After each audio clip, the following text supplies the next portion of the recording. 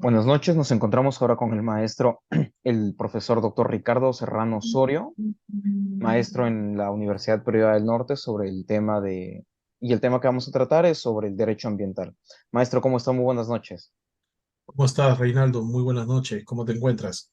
Excelente, muy bien, muchas gracias. Bueno, para quitarle no mucho de su valioso tiempo, vamos a empezar ya con una definición y las preguntas y una recomendación y las conclusiones.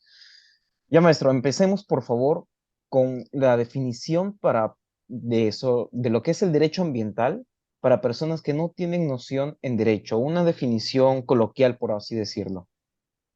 Bien, el derecho ambiental es una disciplina jurídica que se encarga de regular la conducta de las personas, entiéndese naturales y jurídicas, en el cual puedan desarrollar algún tipo de acción, omisión o negligencia que pueda colocar en riesgo la supervivencia directamente de los recursos naturales. Cuando hago mención a los recursos naturales, me refiero de forma directa a la flora, a la fauna, a la calidad del suelo, del aire, de todo el ecosistema en su conjunto. Cuando estamos frente al curso de derecho ambiental, este no debe ser analizado de forma pura o autónoma, digamos, desde un punto de vista que no se interactúa con otras áreas del derecho, sino todo lo contrario. El derecho ambiental se alimenta, por ejemplo, del derecho penal frente a delitos ambientales tipificados propiamente en el Código Penal. Se alimenta del derecho civil al momento de establecer demandas de indemnizaciones de daños y perjuicios, justamente por haber generado una responsabilidad civil extracontractual, también regulado en el Código Civil. Esta disciplina se alimenta del derecho administrativo, justamente porque las instituciones públicas ambientales, como en el caso de la OEFA, va a poder establecer algún tipo de responsabilidad sancionatoria directamente aperturando un procedimiento administrativo sancionador que lleve a cabo esa represión de conducta por la infracción de una obligación ambiental previamente anticipada, prevista. Entonces, el derecho ambiental se alimenta de forma directa del derecho penal, del derecho civil y del derecho administrativo, pero no son las únicas. Se alimenta incluso de otras áreas del derecho, como es el caso del derecho internacional público, que analiza, en primer lugar, la conducta de los estados por acción o omisión que puedan generar responsabilidades internacionales de carácter objetivo. El derecho internacional público regula la formación de los tratados internacionales. Y cuando lo vemos de forma más específica, vemos que el derecho ambiental justamente se nutre de esos tratados en materia específica, como podría ser la Declaración de Río de Janeiro, podría ser la Convención de Estocolmo, la Convención directamente sobre el uso del mercurio, como es la Convención de Minamata, la Convención de Montreal, que habla justamente sobre la manipulación y el uso de sustancias tóxicas que afectan de forma directa la capa de ozono, y así sucesivamente un abanico inmenso de tratados internacionales aprobados y ratificados por el Estado peruano, incorporados en el sistema legal en concordancia con ese artículo 55 de la Constitución. Entonces, lo que acabo de hacer ahora es explayar en lo mínimo la trascendencia del derecho ambiental, así como también sus relaciones que tiene con diversas áreas del derecho, principalmente en el carácter civil, penal, administrativo e internacional. Profesor, ¿son las únicas áreas? Y la respuesta es no, porque también podría vincularse con el derecho tributario, con el derecho energético, con el derecho petrolero, con el derecho gasífero, con el derecho agrario, con el derecho pesquero, con el derecho industrial y así sucesivamente una infinidad de áreas. Es ahí la trascendencia y la importancia de esta materia. Muchas gracias, maestro. Usted, antes de pasar a la siguiente pregunta, ¿usted considera necesario de que bueno, para nosotros estudiantes que estamos saliendo de la universidad, es necesario manejar principalmente el derecho administrativo y civil para poder ejercer lo que es el derecho ambiental? O sea, ¿tendríamos que hacer una especialización en dichas áreas para poder recién ir al derecho ambiental o tendríamos que ir, podríamos ir de frente al derecho ambiental? Gracias por la pregunta, Reinaldo, y la respuesta es no. ¿Qué quiere decir? Para poder llevar en todo su esplendor el derecho ambiental, nosotros debemos previamente enriquecernos con estas áreas principales, como las que acabas de mencionar, como es justamente el derecho civil y el derecho administrativo. ¿Por qué? Recordemos que el derecho ambiental, digamos, existe justamente para prever, para anticiparse que los daños ambientales no existen. Sin embargo, en algunas circunstancias, los daños ambientales se van a presentar y por parte del Estado, como aquel que regula la conducta del individuo, persona natural y jurídica, necesita dentro de ese jus imperio y jus puniendi realizar algún tipo de sanción o represión. Y es ahí, por ejemplo, en el caso del derecho administrativo, que para poder comprender cómo la autoridad competente, si estamos, por ejemplo, frente a una actividad económica extractiva de alto impacto ambiental, como es en el sector minero, petrolero, cómo éstas pueden iniciar un procedimiento administrativo sancionador para que justamente en el incumplimiento de la obligación administrativa ambiental pueda ser reprimido a través de una multa. Para poder llegar a ese conocimiento de dicho procedimiento administrativo, previamente yo tengo que saber en todo su esplendor qué me indica la ley de procedimientos administrativos, que es justamente la ley 2744. ¿Por qué? Teniendo como base dicha ley principal, lo voy a relacionar de forma directa con las leyes específicas en esta área ambiental, de cómo se sanciona y cómo se reprime y cuáles son los criterios de responsabilidad administrativa ambiental, y sobre ello se me va a hacer muchísimo más fácil su comprensión y aplicación. Entonces, respondiendo a tu pregunta, antes de poder ejercer, antes de poder ver al derecho ambiental en todo su esplendor, yo tengo que tener clarísimo todas las áreas del derecho, administrativo, penal, civil o cual fuera.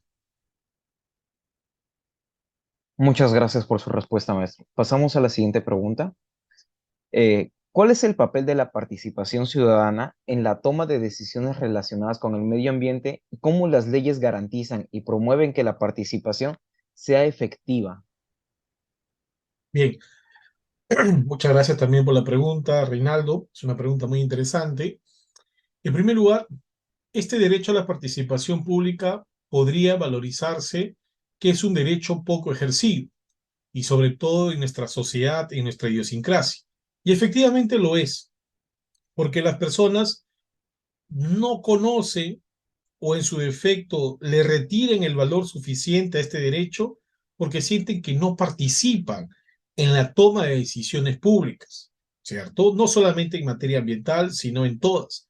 Sin embargo, en los últimos años, nosotros como Estado peruano hemos podido fortalecer este derecho, no solo porque se encuentra consolidado como derecho fundamental en el artículo 2, inciso 17 de la Constitución, ni tampoco porque lo indica el artículo 3 de la propia Ley General del Ambiente, sino porque el Estado peruano, a través directamente de procedimientos no solo de consulta previa, sino también de información de los estudios de impacto ambiental detallado que puede realizar y fomentar el SENACE, que es el Servicio Nacional de Certificaciones Ambientales para Proyectos Sostenibles, está realizando una serie de audiencias públicas convocando a la sociedad local o regional para que justamente pueda ejercer este derecho y sobre todo en el área ambiental, que no sea solamente un derecho reconocido en el sistema legal mencionados anteriormente o en su defecto en los tratados internacionales, como es el caso de la Declaración de Río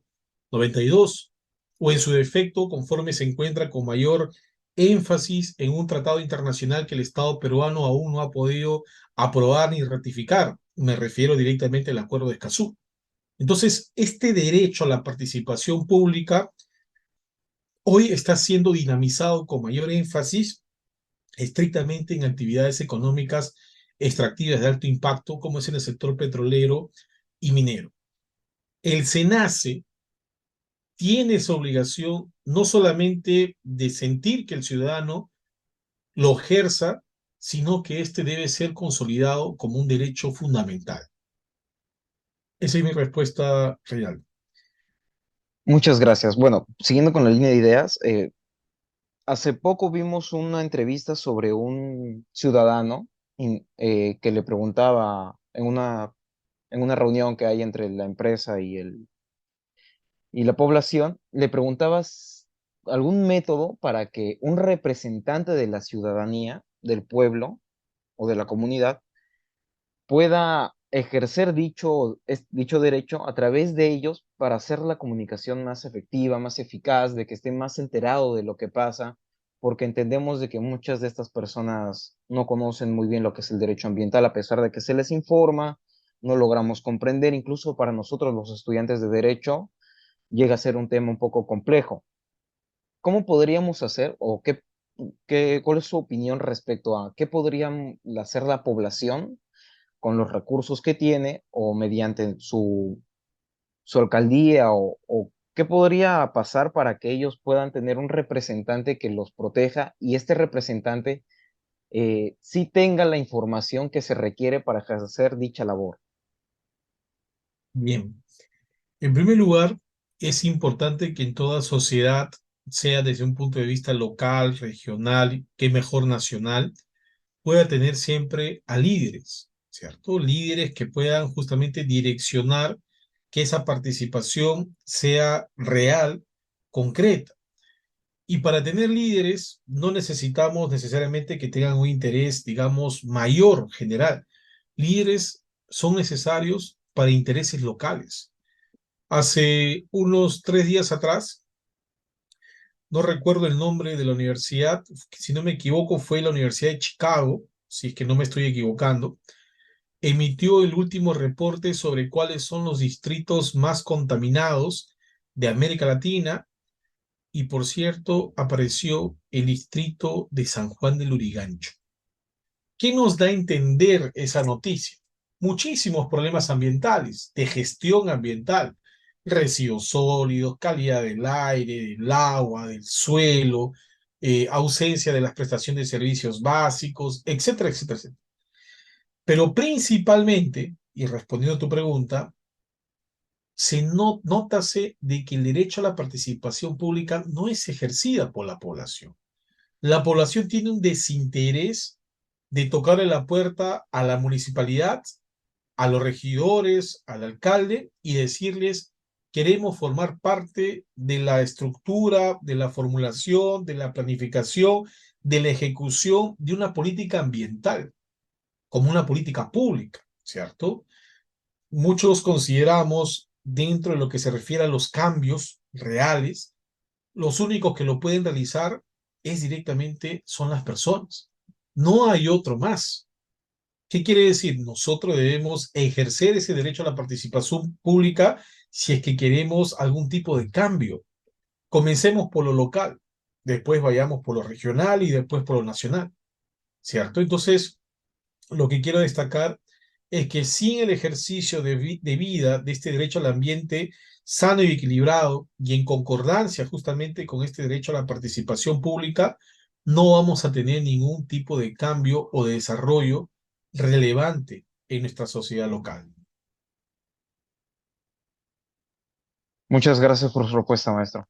En la línea de ideas, bueno, justo forma esto parte de las preguntas y va muy de la mano con lo que nos acaba de responder. Quizás la gente o la ciudadanía se encuentra apartada, sesgada o probablemente enojada con las autoridades y por eso no quieran participar por el tema de la corrupción. Es un tema muy relevante en el Perú.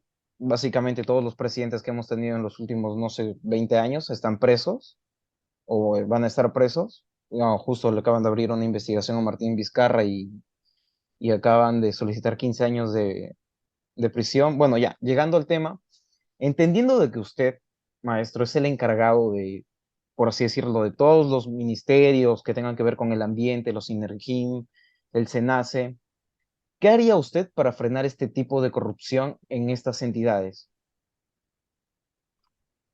Gracias, Reinaldo. En primer lugar, si tuviera la condición de ser ministro de Estado, ministro del Medio Ambiente, tendría que realizar un trabajo articulado con las instituciones que tengan una mayor capacidad y competencia de determinar grados de responsabilidad penal. Porque si estamos hablando de corrupción, estamos hablando de delitos, delitos de peculado, delitos de enriquecimiento ilícito, cohecho pasivo, cohecho activo, defraudación fiscal y entre otros delitos. Entonces, lo primero que haría en mi condición como titular de la cartera sería realizar un trabajo arduo directamente con la Contraloría General de la República, ya que éste tiene la competencia de llevar a cabo toda la investigación sobre el desarrollo de la función pública. De la misma forma, si es que se presentase algún tipo de incidencia, evidencia, prueba, si fuera el caso, inmediatamente correría traslado en esa denuncia de oficio ante el Ministerio Público. No podría quedar en el subjetivo de si podría ser o no una persona corrupta o no, porque recordemos que todo sobre nosotros recae el principio de la presunción de inocencia.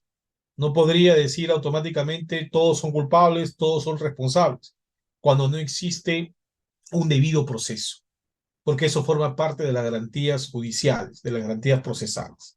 Entonces, la primera acción que llevaría a cabo es un trabajo en conjunto con las instituciones competentes que directamente combaten estos actos de corrupción. Procuraría, directamente iría contra la Contraloría General de la República y luego, con el trabajo de la Procuraduría Pública, presentaría las denuncias respectivas ante el Ministerio Público. En segundo lugar, para poder llevar a cabo esa corrupción en las instituciones, lo que haría era evaluar la competencia de los perfiles sobre los cargos públicos que se asumen en las instituciones. ¿Hasta qué punto esa persona responsable tiene el perfil adecuado para asumir un puesto importante en la administración pública, más aún en el Ministerio de Medio Ambiente? Tendría que evaluar. Si existiese algún tipo de incidencia de que no fuera competente y no reúne el perfil técnico legal, no me temblaría absolutamente la mano y no tendría la menor duda de solicitar su carta de renuncia. Si en un caso u otro no se podría dar, lo evaluaría desde el punto de vista legal sin llevar a cabo algún tipo de contingencia laboral.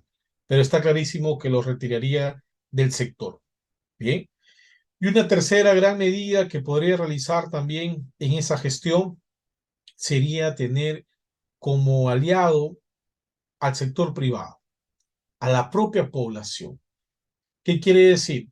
Que la propia población se involucre en los temas, en la problemática y que pueda presentar justamente esas observaciones sobre alguna persona que considere no apto para el cargo o en su defecto que pueda estar realizando ilícitos, delitos en general.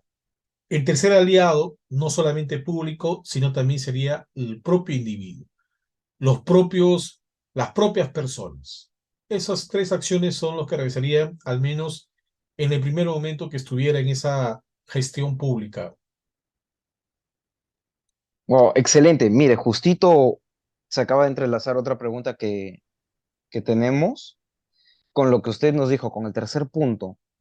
Y esto básicamente también es con los conflictos que hay entre el Estado, el privado la población. Suponiendo de que hubiera un triple problema, ¿cómo podría usted, un momento, se entiende muy bien de que la necesidad de la mayoría pesa más sobre la necesidad de muy pocos? Hace poco estuvimos hablando de que, por ejemplo, las concesionarias mineras nos dan mucho dinero al Perú como Estado, claro está. ¿Qué podría hacer usted o cómo abordaría este tema desde el punto legal si es que hay un conflicto social, o bueno, más que legal, un conflicto, una opinión personal de cómo lo podría afrontar, si es que hay una población que no quiere aceptar este tipo de concesiones en su ambiente, en su espacio geográfico, pero en sí sí es recontra necesario, por así decirlo, sumamente necesario para que el Estado pueda subsistir. ¿Usted sacrificaría esos pocos para que se pueda llevar a cabo dicha actividad, que obviamente va a dañar al medio ambiente, va a tener un impacto ambiental, o respetaría ese espacio y buscaría otra solución, o cómo haría usted? En primer lugar, recordemos que en concordancia con el artículo 66 de la Constitución, el titular de los recursos naturales en el territorio nacional es el Estado, ¿cierto? Es el Estado que dispone a través de concesiones mineras o la celebración de contratos petroleros, gasíferos, energéticos o cual fuera, la cesión sobre terceros para que lleven a cabo esa exploración y esa explotación de carácter económico. En segundo lugar, si estamos frente ante conflictos socioambientales, que entiéndese de que existe una posición social en contra de la viabilidad de estos proyectos de inversión y sobre todo de carácter extractivo, y tengamos por otro lado a una empresa que teniendo la concesión por vía administrativa, bajo el derecho de usufructo, de explorar y explotar los recursos naturales, una vez aprobados sus estudios de impacto ambiental detallado, sobre todo en la gran minería, en este caso, evaluando todos los riesgos socioambientales y socioeconómicos, ese proyecto de inversión debería ser viable. Si estamos ante un grupo de personas que consideran de que ese proyecto es inviable, pero sin ningún tipo de sustento técnico que lo acredite, no desconsiderando el interés de la población, pero sí nuevamente convocándolos para que puedan leer ellos o en su defecto terceros en su representación los estudios de impacto ambiental que justamente dentro de ese documento se prevé cuáles son los impactos que se va a originar sobre la naturaleza. No podría solamente considerar el criterio de negación de la población de no querer un proyecto sin ningún tipo de conocimiento previo. Si estamos frente ante quizás una negación masiva y existe una resistencia mayor, el único camino por el cual nosotros podríamos viabilizar ese proyecto es a través del diálogo. No podría, en ese caso específico, mayoritario, un conflicto mayor, como en el caso de Conga, Tía María, Las Bambas, Quellaveco, que son casos reales, lo que haría era fomentar el diálogo. Una palabra muy simple, una palabra que quizás en muchos casos podría considerarse como que no se podría llegar a nada, pero no existe otro mecanismo que el diálogo. El diálogo entre los representantes de la empresa, recaído en sus relacionistas comunitarios, los representantes de las comunidades campesinas, de los pueblos indígenas, en sus caciques, o representantes de cualquier tipo de sociedad civil que pueda tener interés. Sentarlos en una mesa de diálogo y justamente llegar a un consenso, a un acuerdo, en el cual la población sienta que existe un interés de integrarlos no solo al problema, sino también a la solución, que exista bajo las técnicas de comunicación, que es justamente la escucha activa, de que los representantes del Estado, de la empresa, puedan tener la información de los intereses de ellos. Y esto es lo que menciono, en algunos casos no procede, en algunos casos no se lleva a cabo en la vida real. Si no, veamos uno de los casos más emblemáticos en el cual contraviene todo lo mencionado anteriormente, y es el caso del Baguazo. En simple quizás interpretación en este caso, hubo muerte tanto por los líderes indígenas de la comunidad Aguajún y frente a otro por parte de la Policía Nacional, como representantes del Estado, como fuerzas del orden. Esto se dio porque el punto de partida no fue el diálogo, el punto de partida fue el uso de la fuerza. Y el gobierno de turno mencionó que bajo la aplicación del principio de autoridad, este debía primar el interés del Estado frente a la sociedad. Sin embargo, se tuvo como consecuencia negativa, además de la pérdida de vidas, hasta el día de hoy una serie de determinaciones de responsabilidad penal por ambas partes. Y eso no es el camino. Justamente por eso Bagua se considera como el modelo a no seguir. Si tenemos una negación de la viabilidad de los proyectos de inversión, estos deben ser siempre consensuados. Deben la población ejercer su derecho a la participación pública. Deben ejercer su derecho a la información pública. Sin ellos, sin el ejercicio de estos derechos, sin las garantías judiciales que se puedan dar, no podríamos tener en sí un diálogo y una viabilidad de los proyectos en cuestión. Wow, muchas gracias por la respuesta. Incluso una incógnita que, bueno, dos incógnitas que me surgieron, una anteriormente sobre eh, si esta participación era 100% efectiva. Y bueno, sí es necesario tenerla, como usted dice, antes de poder llegar a los conflictos eh, que tengan que ver con muertes, etcétera. Es mejor antes irse al diálogo. Y la otra pregunta que me surgió era sobre si el Estado estaba haciendo un mal trabajo. Y bueno, sí, efectivamente, los hechos lo demuestran, ¿no? Seguimos con con la última pregunta y ¿nos podría hablar sobre la responsabilidad ambiental y su opinión sobre si el Estado tiene que tener un rol participativo muy aparte de lo que hace la empresa o no, teniendo en cuenta que que la empresa, ya sea minera o etcétera, ya paga los impuestos, ¿no? Para que el gobierno haga su trabajo en poder ayudar a la comunidad. Bien, en primer lugar, el cumplimiento de la prestación de servicios públicos básicos y esenciales sobre las personas recae directamente en el Estado. El Estado es la municipalidad, el gobierno regional o el gobierno central. Ese es el Estado. Los que tienen poder de ejecución, los que tienen poder en la toma de decisiones de políticas públicas, sea otorgándoles el acceso a la energía eléctrica, el acceso al agua potable, dándole la prioridad para que puedan tener alcantarillados, desagües y también hoy, conforme a la evolución de derechos, también tengan acceso a la Internet y entre otros. Entonces, como punto de partida, el obligado de llevar a cabo esa prestación de servicios públicos es el Estado. En segundo lugar, las empresas que tienen un gran porte económico frente a esa relación con la sociedad, que son en la mayoría de los casos empresas transnacionales de actividades extractivas, tienen una obligación social, pero estrictamente de carácter secundario. ¿Qué quiere decir ello? Su interés es mantener una correcta cordialidad, relación comunitaria con ellos para que justamente el proyecto de su inversión sea llevado a cabo sin la generación de un conflicto socioambiental.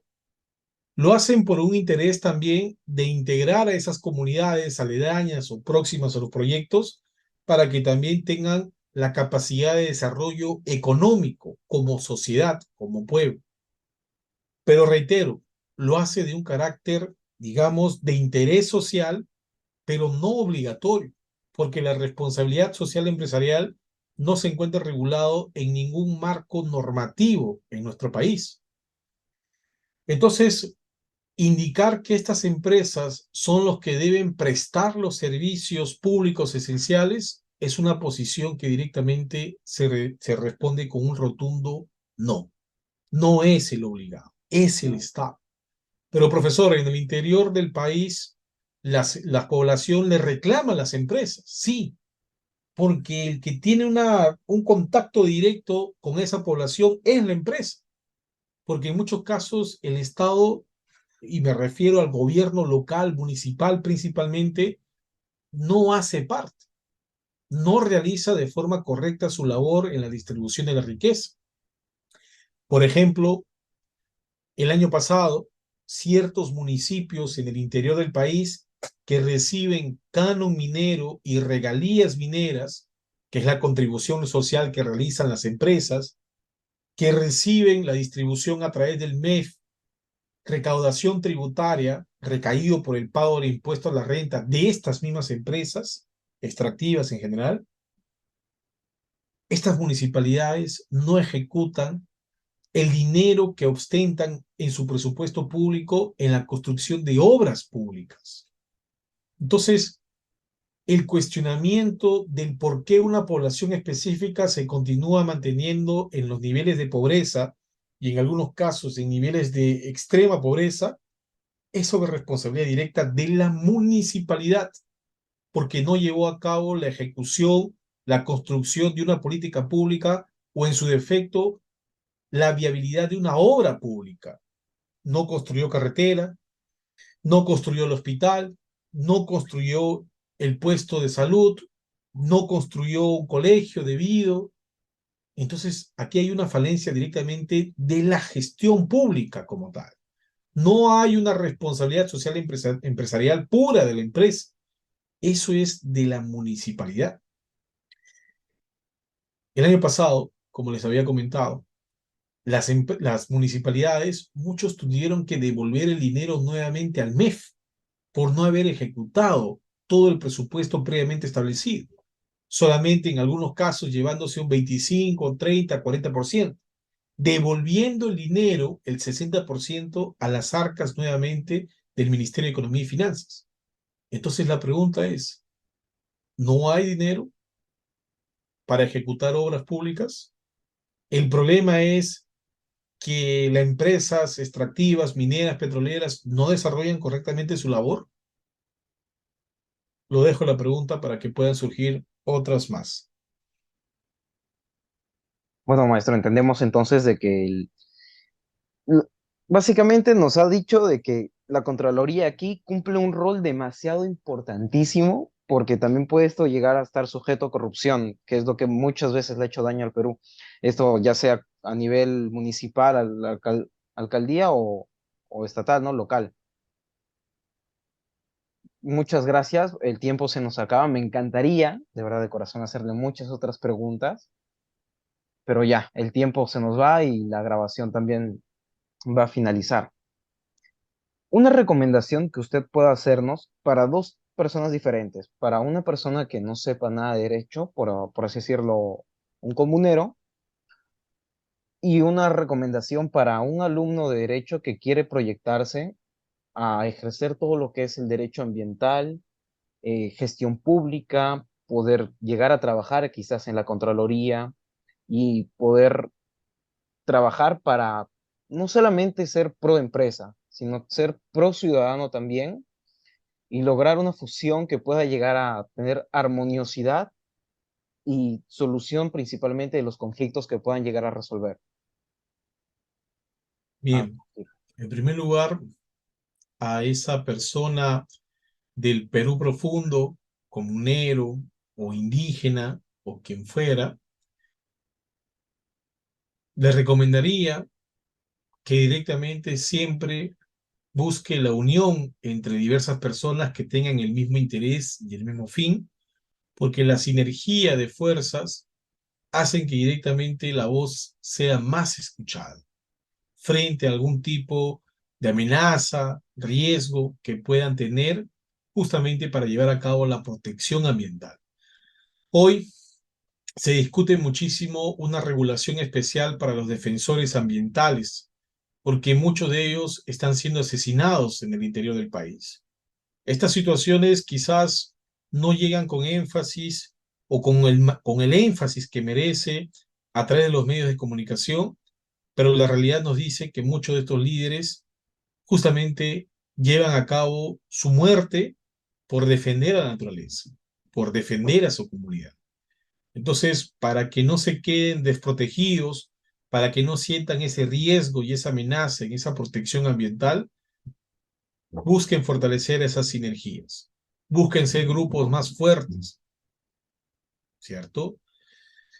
Para el caso de los estudiantes de derecho, que recién están comenzando la universidad o en su defecto ya tengan una trayectoria, el derecho ambiental es un curso que quizás no tenga la misma relevancia que otras disciplinas jurídicas como en el área penal, civil, laboral, constitucional y entre otras. Pero el hecho de no estar en la órbita del interés del ejercicio profesional no quiere decir que es una área en la cual nosotros no podamos explorarlos. En el inicio de la entrevista pudimos destacar que esta disciplina jurídica se enlaza con diversas áreas, con muchísimas áreas. Necesita también un campo de especialidad, tecnicidad, conocimiento pleno del derecho. Quien desea en algún momento asumirlo como especialidad necesita dominar el derecho de pie a cabeza. Se lo digo de forma tajante. Por eso es una área que no tiene interés, porque basta que yo no sé cómo determinar la responsabilidad civil ambiental, automáticamente dejo de lado el área del derecho ambiental. Si no sé cuáles son los delitos ambientales, porque solamente me aboco a estudiar los delitos contra la administración pública, los delitos contra la administración de justicia, los delitos de homicidio, los delitos contra el cuerpo, el bien y la salud, delitos contra la libertad sexual y entre otros, me estoy aferrando solamente a conocer una área del derecho. Pero si yo decido abordar otras áreas, y sobre todo en el campo penal, como pueden ser los delitos tributarios, delitos aduaneros y delitos ambientales, en cada una de estas áreas es un sinfín. Así que mi recomendación para esos estudiantes de derecho es que comiencen a prepararse de forma debida desde el primer ciclo hasta el último, dominar todas las áreas del derecho, no para un ejercicio pleno de todas ellas, sino directamente para siempre buscar enlazar y conectar justamente el derecho ambiental y de esa forma poder comprenderlo en todo su esplendor. Esa es mi mayor recomendación. Estudiar, leer, interpretar, argumentar y defender. Leer, interpretar, argumentar y defender. Muchas gracias, maestro. Se nos va el tiempo. Esto fue una entrevista que me enriqueció mucho personalmente y espero voy a hacer todo lo posible para que pueda enriquecer a muchas otras personas más, difundirlo por todos lados que pueda para que las palabras de un gran maestro como usted en lo que es el derecho ambiental pueda llegar a profundizar y principalmente dejarnos eso esencial que es comunicarse. Tengas el nivel de educación que tengas, comunicarse es muy importante. Muchas gracias por todo esto, maestro. A ti, Reinaldo, un fuerte abrazo. Cuídate mucho. Nos Volvemos. vemos. Gracias.